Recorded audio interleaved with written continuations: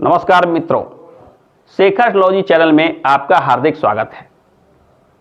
हमने जो श्रृंखला शुरू की थी बुध के बारे में, उसमें आज हम लेकर आए हैं वृष लग्न में बुध के क्या प्रभाव होते हैं। वृष लग्न के 12वें भाव में बुध विराजित होकर क्या प्रभाव देते हैं। आइए चर्चा को शुरू करने से पूर्व जानते हैं बुध के बारे में सामान्य परिचय। बुध मिथुन और कन्या राशि के स्वामी होते हैं और कन्या राशि में ही बुध उच्च के माने जाते हैं। बुध मीन राशि में नीच राशि के माने जाते हैं।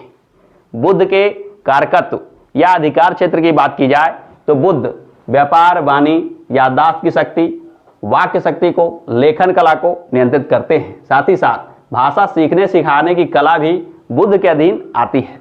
भाषा में दक्षता होगी या नहीं ये बुध बताते हैं। विद्या हो, ज्ञान हो, चतुराई हो या बुद्धि हो, चित्रकला हो या शिल्पकला हो या मन की स्थिति हो, इन सारी बातों का आकलन बुध के स्थिति परिस्थिति से की जाती है। जैसा कुंडली में बुध की स्थिति होगी उसी प्रकार के इन चीजों को प्रभावित करता है। बुध मुख्य तौर पे निर्णय बनाने की क्षमता को नियंत्रित करते हैं। यदि बुध शुभ स्थिति में है तो आप निश्चित मानिए कि आपकी निर्णय क्षमता अत्यंत श्रेष्ठ होगी। निर्णय क्षमता के बल पे आप आसानी से भाग्य का सहयोग प्राप्त कर सकते हैं, यानी किसी कार्य को करते समय आप में हिचकिचाहट कम होगी। आपकी निर्णय शक्ति आपको सफलता दिलाएगी। आइए जानते हैं कि वृष लग्न में बुध कहाँ स्थित होकर क्या प्रभाव देते हैं। सबसे पहले बुध के लग्न में विराजमान होने को देखते हैं। लग्न में बुध वृष राशि के विराजमान होंगे। वृष राशि के बुध विशेष बुद्धिमत्ता देता है। आप अपने बुद्धि के बल पे, मानसिक शक्ति के बल पे विशेष सफलता प्राप्त करते हैं। आपकी रुचि लेखन, वार्तालाप इत्यादि चीजों में भी आती है। यहाँ बुध का स्थित होना एक शुभ परिणाम देता है, क्योंकि वृष लग्न के कुंडली में बुध द्वितीय भाव और पंचम भाव के कारक ग्रह बन जाते हैं।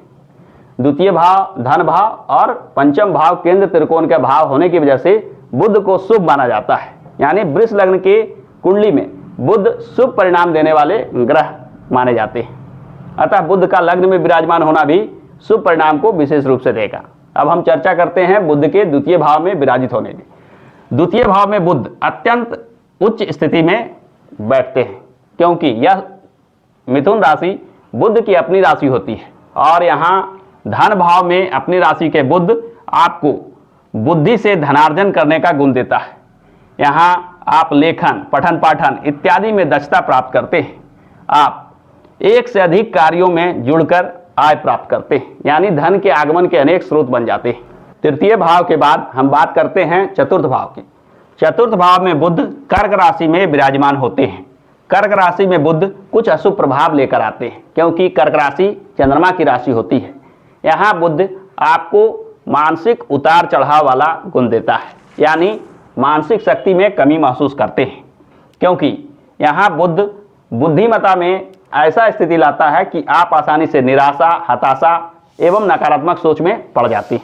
यानी बुध का तृतीय भाव में स्थित होना वृष राशि वाले, वृष लग्न वाले जातकों के लिए शुभ परिणाम नहीं देता है।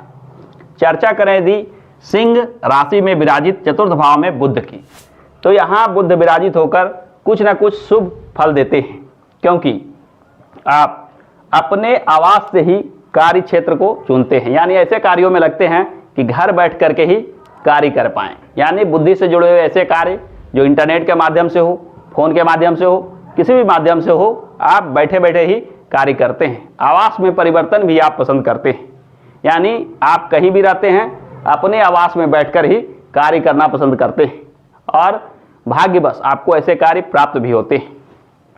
यदि चर्चा की जाए पंचम भाव में बुध के विराजित होने की, पंचम भाव में बुध का बैठना एक राजयोग की स्थिति बन जाएगी, क्योंकि यहाँ बुध उच्च राशि के विराजित हो जाते हैं और वृष लग्न वाले जातकों के लिए बुध एक शुभ ग्रह है और शुभ ग्रह का उच्च स्थिति में बैठना, पंचम भाव यानी केंद्र त्रिकोण भाव में बैठना अत्यंत श्रेष्ठ स्थिति मानी जाएगी, क्योंकि यहाँ न केवल बुध अपने समस्त गुणों को विशेष रूप से देते हैं बल्कि पंचम भाव को भी जागृत करते हैं। यानी पठन पाठन, विद्या, लेखन, वाचन इत्यादि सारे गुणों को बुध यहाँ देते हैं। आप में बुद्धिमत्ता अत्यंत उत्तम प्रकार की होती है। निर्णय क्षमता आप में बहुत ही श्रेष्ठ प्रकार की होती है। जीवन में विद्या और बुद्धि के बल पे आप विशेष सफलता प्राप्त कर लेते हैं। अब हम चर्चा करते हैं बुध के छठे भाव में तुला राशि में विराजमान होने की। तुला राशि का यह बुध छठा भाव में स्थित होकर आपको कुछ अशुभ प्रभाव देता है, क्योंकि यहाँ बुध के विराजमान होने से बुध कुछ कमजोर पड़ जाते हैं, निर्बल पड़ जाते हैं।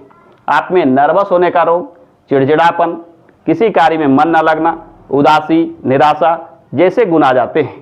स्वास्थ्य को लेकर के भी आप जीवन पर्यंत परेशान रहते हैं।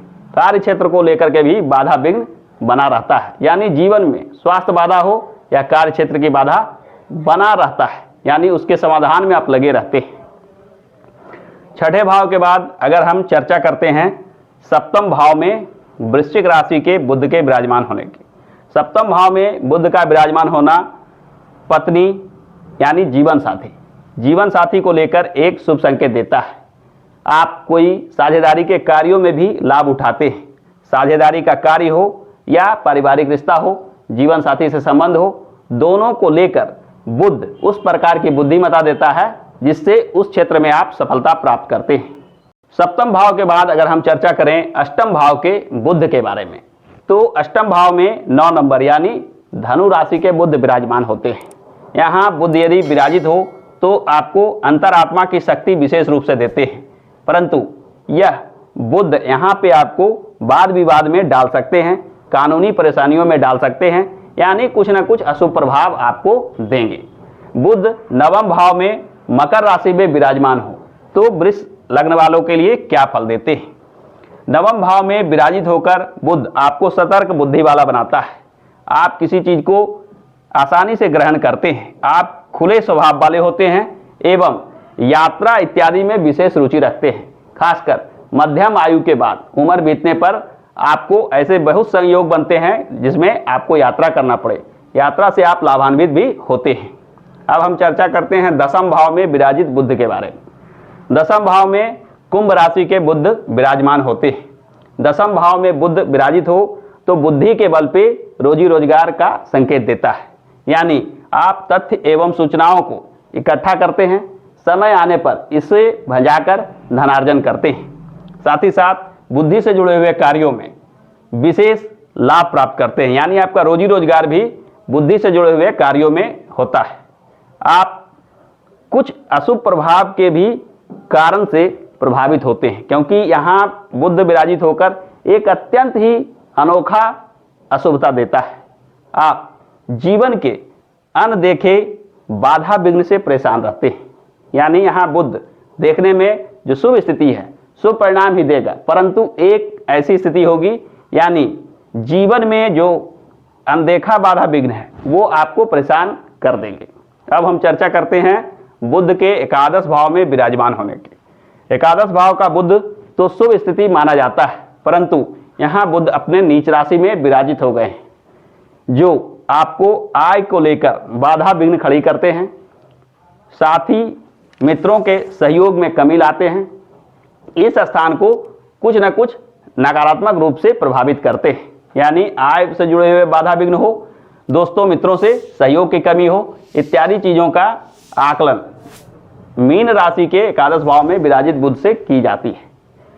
बुध मेष राशि में, मेष लग्न में यहाँ आपके द्वादश भाव में विराजित होते हैं, यानी 12वें घर में जब बुध विराजित हो तो क्या प्रभाव देते हैं। वृष राशि के, वृष लग्न के कुंडली में बुध के 12 भाव में चले जाने से शुभ परिणाम की आशा नहीं की जा सकती है। यहाँ बुध आपको मानसिक चिंता, अपयश एवं आपके स्वभाव को शर्मीला और संकालु बनाते हैं, यानी बुद्धि और विद्या को यह बुध कुछ न कुछ नकारात्मक रूप से प्रभावित करते हैं। तो वृष लग्न के कुंडली में बुध के कुछ स्थानों पे अत्यंत शुभ फल प्राप्त होते हैं और कुछ स्थानों पे कुछ अशुभ फल भी देते हैं। अतः बुध के अशुभ फल को दूर करने का प्रयास अवश्य करना चाहिए। बुध के अशुभ फल या दूषित बुध को दूर करने के उपाय क्या होते हैं।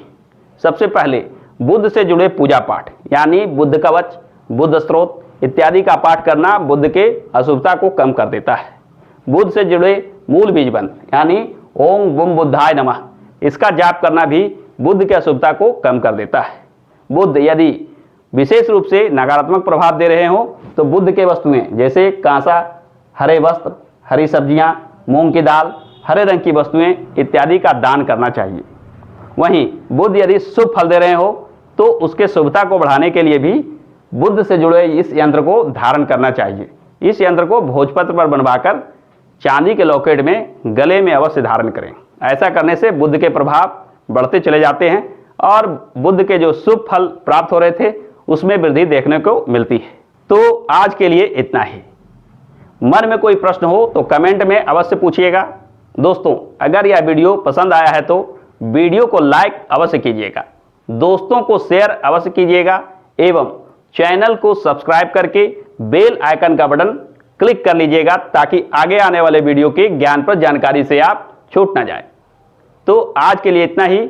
हमसे अंत तक जुड़े रहने के लिए बहुत बहुत धन्यवाद।